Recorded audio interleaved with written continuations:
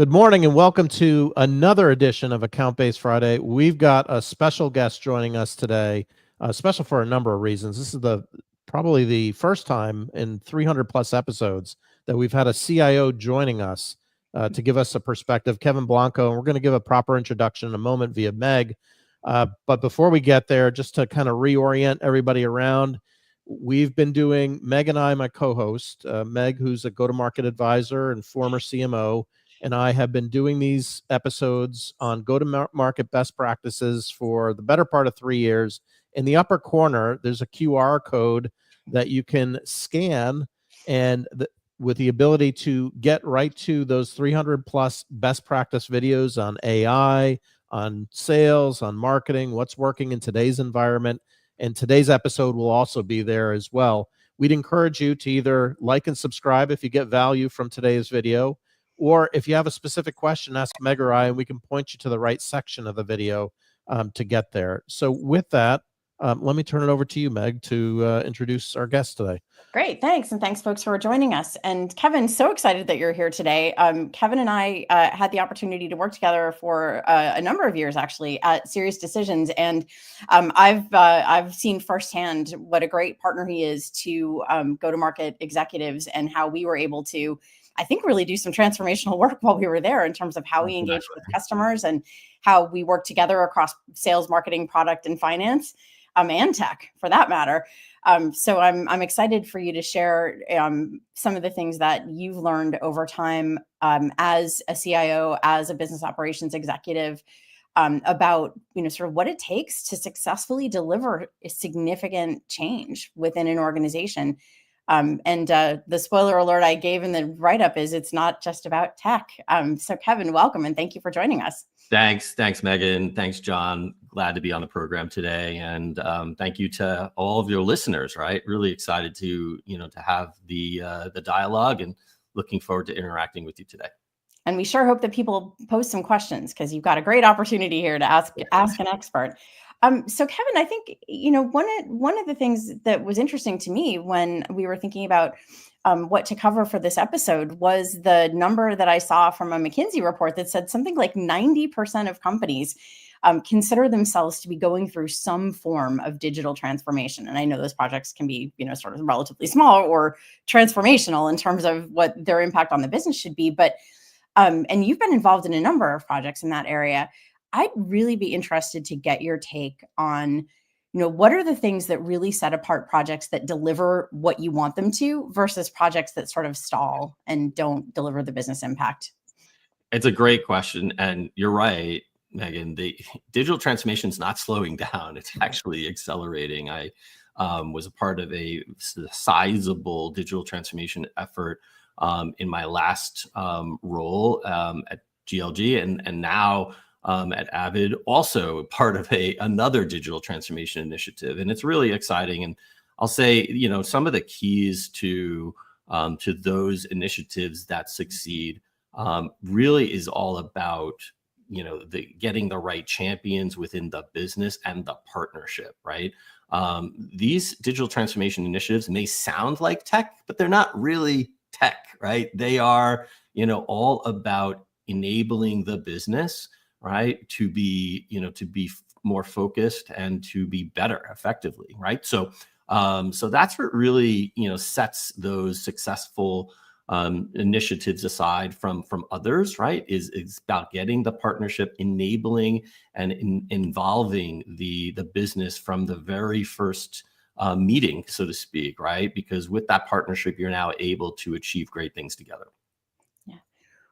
What are some of the Oh, sorry. I thought you were speaking, John. I was going to say, what are some of the things that you would encourage, leaders from sales, marketing, product, customer success, sort of all the go-to-market roles to, sort of come prepared to the table with to help a CIO make, good choices around tech, around process change, around services that you might need? What kinds of things do you look for from those partnerships? That's a great question.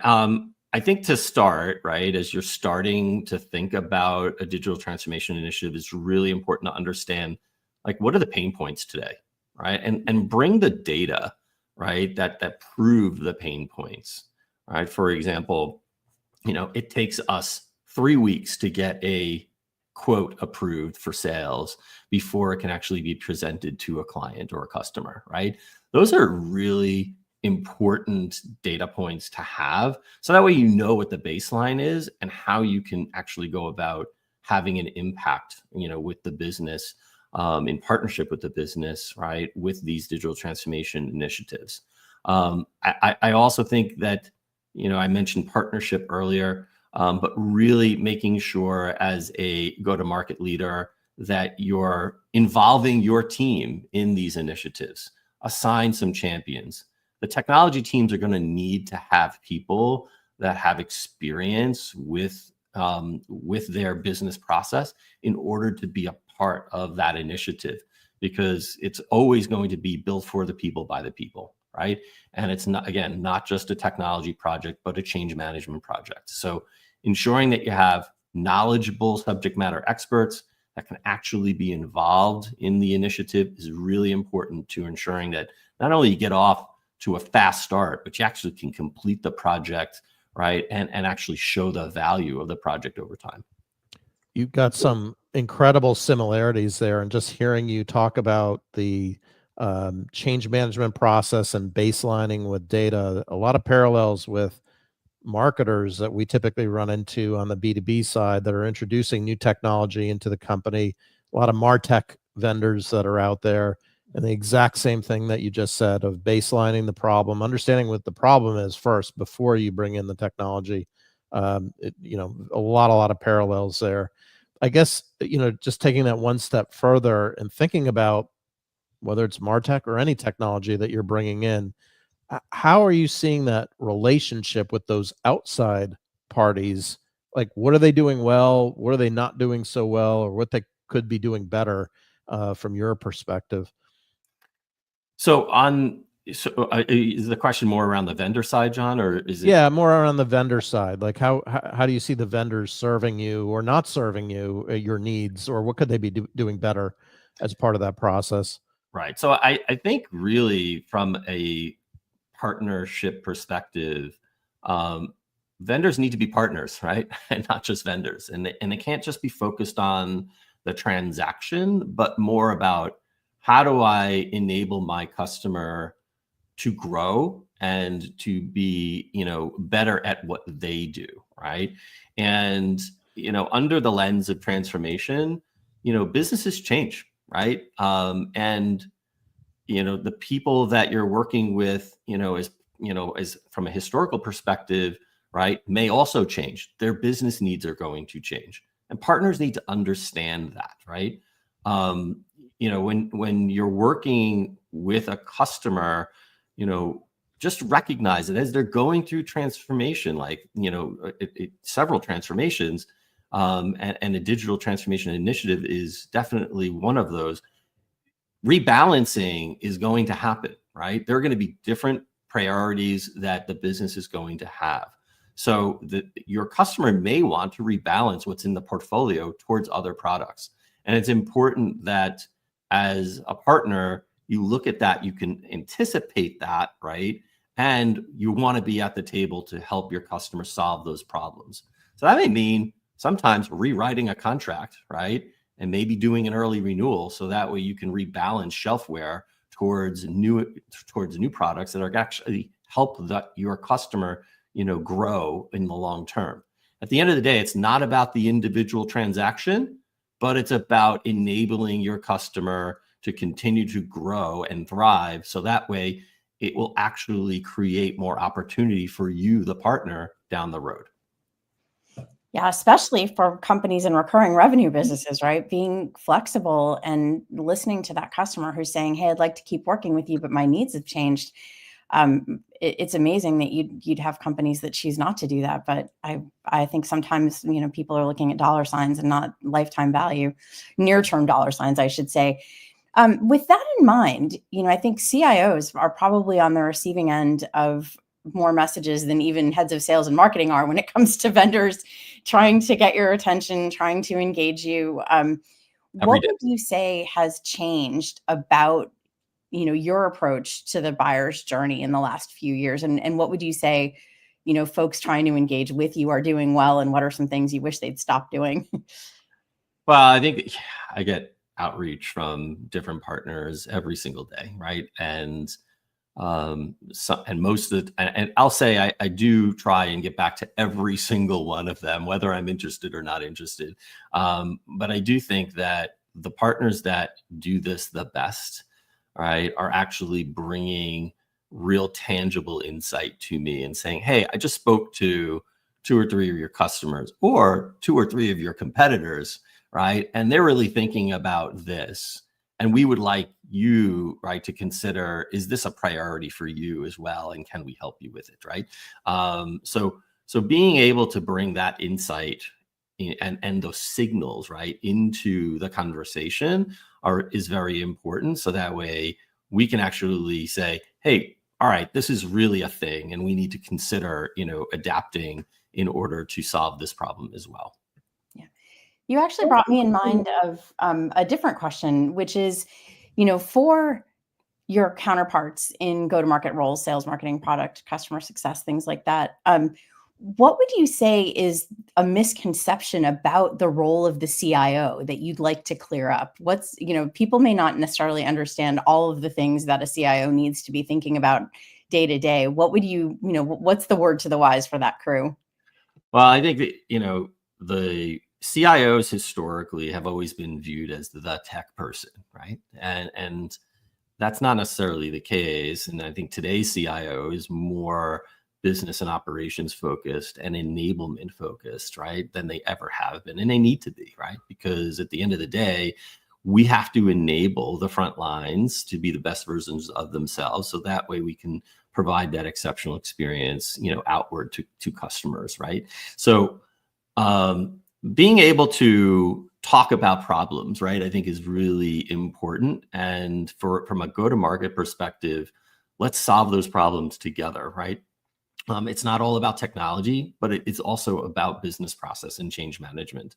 And I think if go-to-market leaders can approach the CIO with very specific, tangible data points, right, and request for help with their teams partnering together, I think there's a lot of goodness that can that can help the company move the needle for longer term as well. So I think that's really what I look for in the partnerships at the companies that I'm involved in, is really to just get that partnership early on and often, right? Because the challenges are all the same. We all want the same thing: grow the business, right?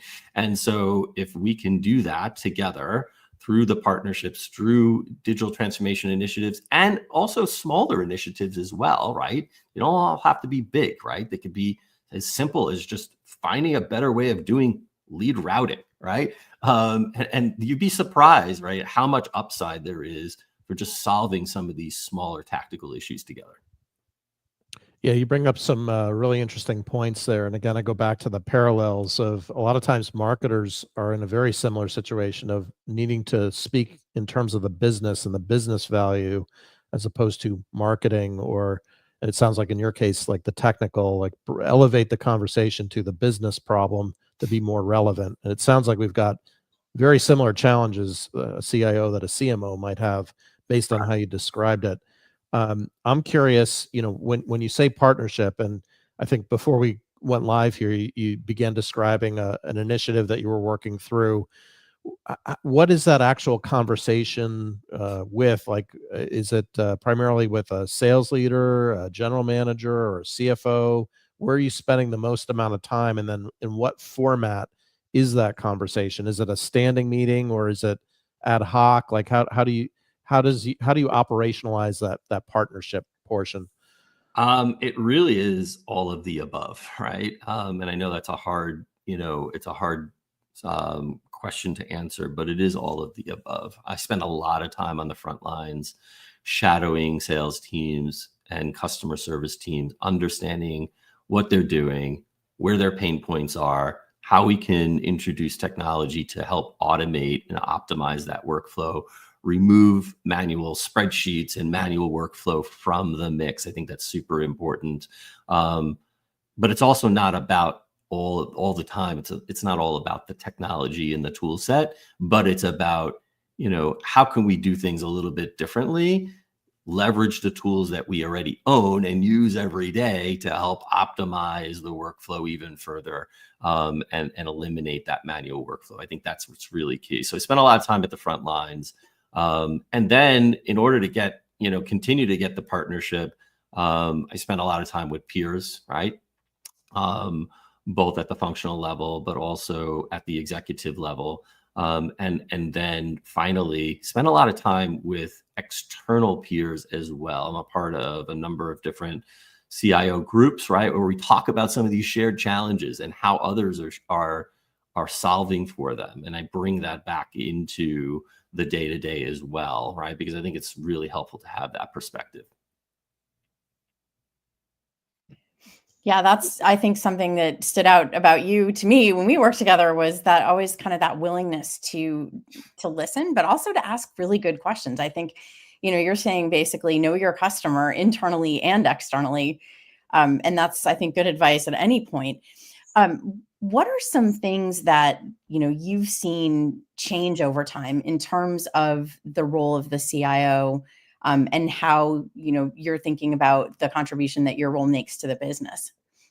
Yeah, I think it's a great question, Megan. Really, we highlighted a little bit of it earlier, right? Is becoming, yes, we are technically focused, right? That is the core of the CIO role. But I will also say, what I try and focus on is how can we optimize the business, right? How can we continue to help the business grow? How can we make people happy to do their jobs, right? I said in a former role that I was in, if I walk in every day and I see people smiling because they have all the right tooling to do their jobs well, okay, I've done my job well then, right?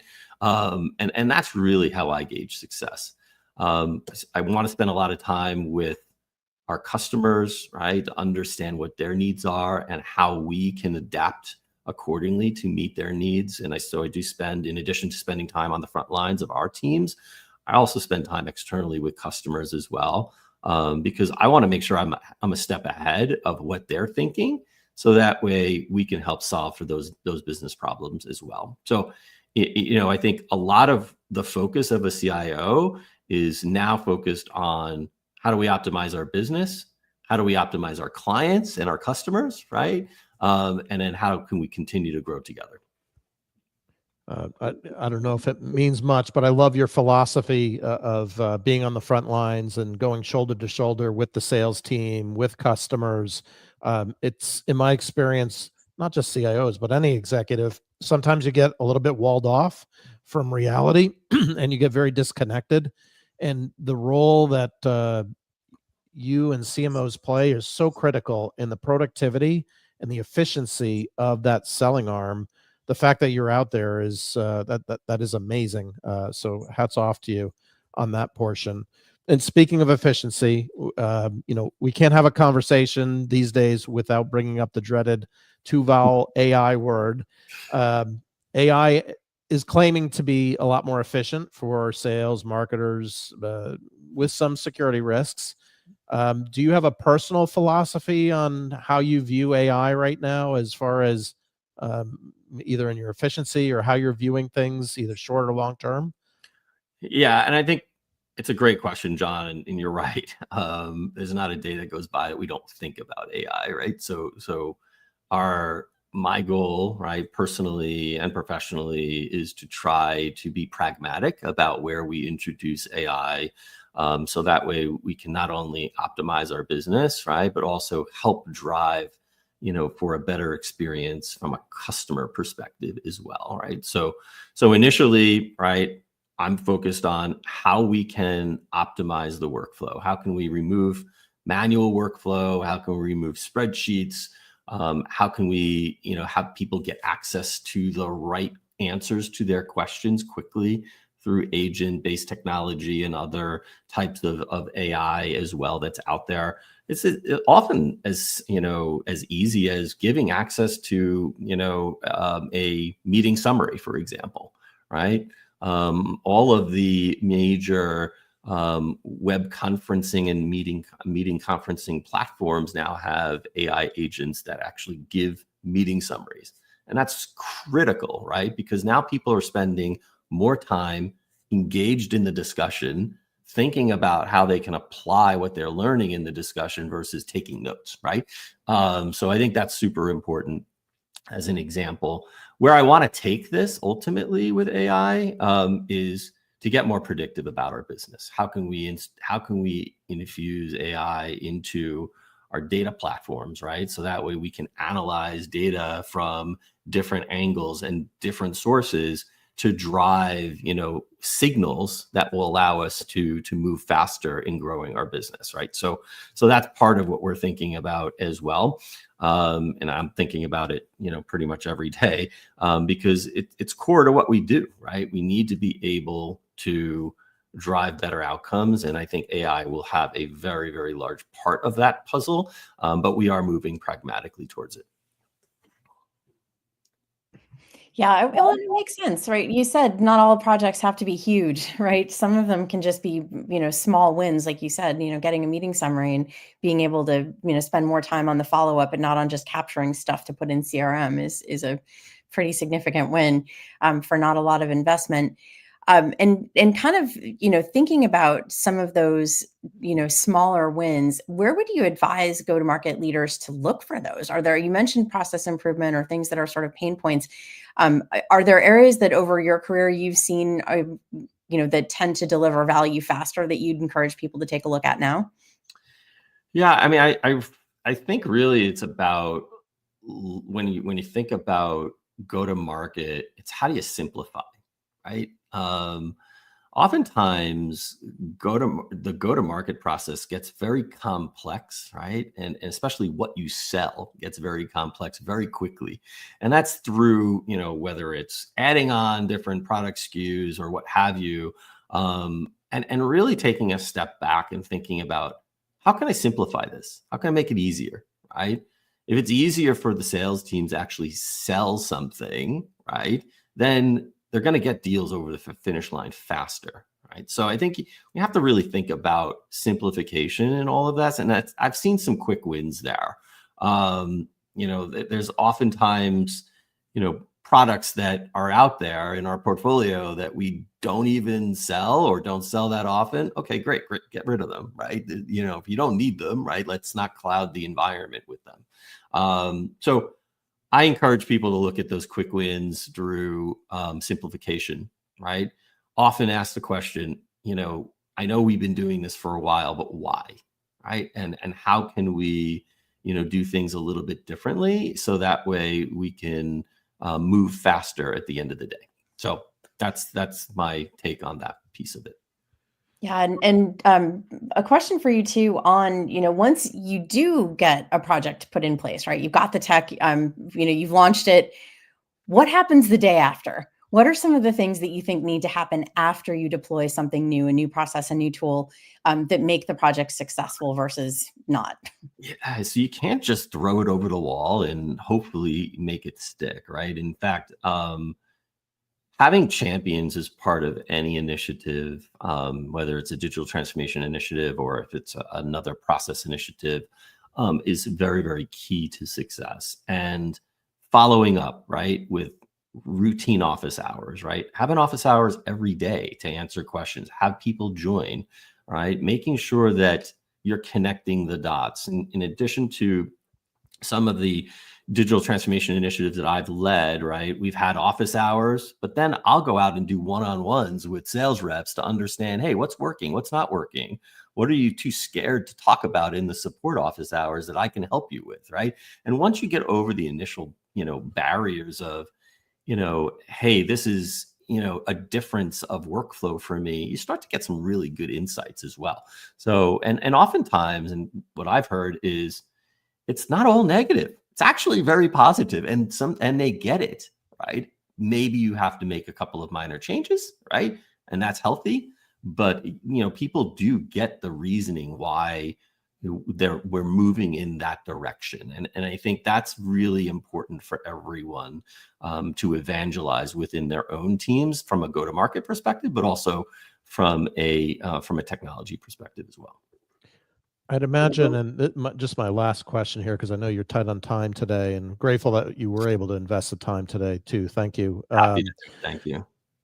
Thinking about your simplification charter, and is this something we use or something we need, going back to what you were saying earlier, and also thinking about a lot of the pressure that sales or marketing might be in, where they might introduce or bring a tool to you to say, hey, we need this. We really need this type of tool. Do you have any advice, particularly for a marketer, in that CIO to CMO relationship? And again, it may be hypothetical. It may not be your specific situation, but you're trying to balance that simplification with kind of an impatient business leader who's got an answer in their minds. Like, what's any advice there to kind of level out that potential tension or disparity? Bringing new tools to the table is encouraged, right? Sometimes we're going to say, yes, great, right? Other times we're going to say, we have a product that does something similar. Can you use it, right? And oftentimes, and then more times, right? We'll say, yes, we can think about this, but not right now, right? So I think what's important for go-to-market teams to think through is there a tool that does something similar to what I'm proposing that we already own? Let's anchor on what we own already, because we don't want to create application sprawl, or as I like to call it, the technology petting zoo, right? Let's keep, the tools focused on what we own, right? And even if something is similar, but not exactly what I would be proposing, it may still have a great impact on the workflow. So trying it out, seeing if it works, often helps. So that's my take on it. And of course, any technology leader is happy to partner with you to try and solve those problems. Sometimes they're going to be solved with tools. Sometimes they're not going to be solved with tools. So having that open mind, I think, is also important. All right. Well, Kevin, can't thank you enough. Avid's lucky to have you on their team, and we were lucky to have you as our guest today. Thank you. And thanks everybody for joining. Thanks, Meg. Thanks, John. Nice to see you both. Yeah, Kevin, thanks again. We'll see you again same time next week. Thanks, everyone. Happy Friday, everyone. Happy Friday. Bye-bye.